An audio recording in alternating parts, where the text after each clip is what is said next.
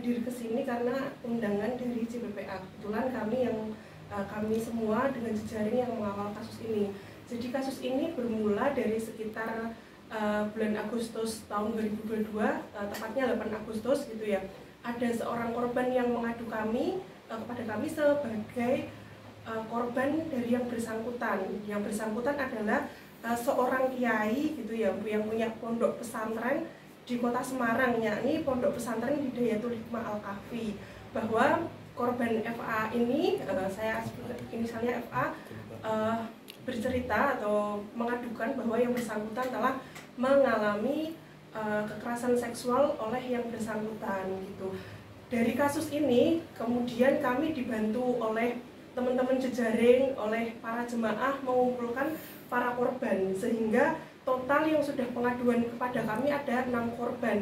Dan di antara korban itu kami berkoordinasi dengan Kanit PPA dari Polrestabes gitu. Akhirnya ditemukan bahwa kasus yang paling bisa diproses adalah kasus anak mawar yang berusia 15 tahun. Jadi anak mawar ini orang tuanya adalah jamaah gitu ya, dari seorang kiai ini. Kemudian si anak ini dipondokkan gitu ya, melalui perantara si kiai ini gitu ya, dipondokkan di Malang. Namun sebelum ke Malang, anak ini biasanya ditransitkan dulu di Pondok Pesantren Hidayatul Hikmah Al-Kahfi. Nah, saat ditransitkan ini, anak tersebut mengalami kekerasan seksual oleh yang bersangkutan gitu.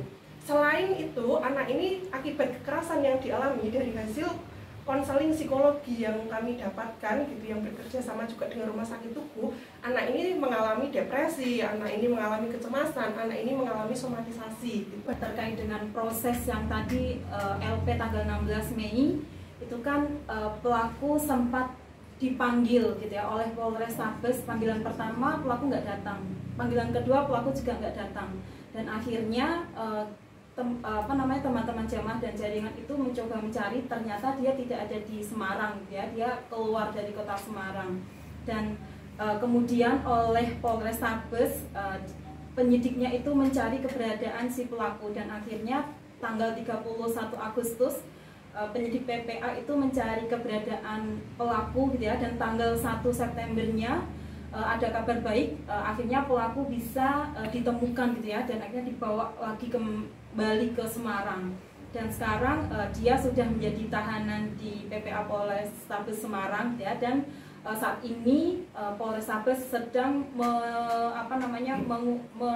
mempersiapkan berita acaranya, berkasnya ya, untuk akan segera dilimpahkan ke kejaksaan gitu. Dan kita memang butuh support bersama-sama, dukungan bersama-sama agar proses yang sudah sampai pada kejaksaan gitu ya, nanti bisa segera di P21 lengkap gitu ya, dan bisa segera dilimpahkan ke pengadilan.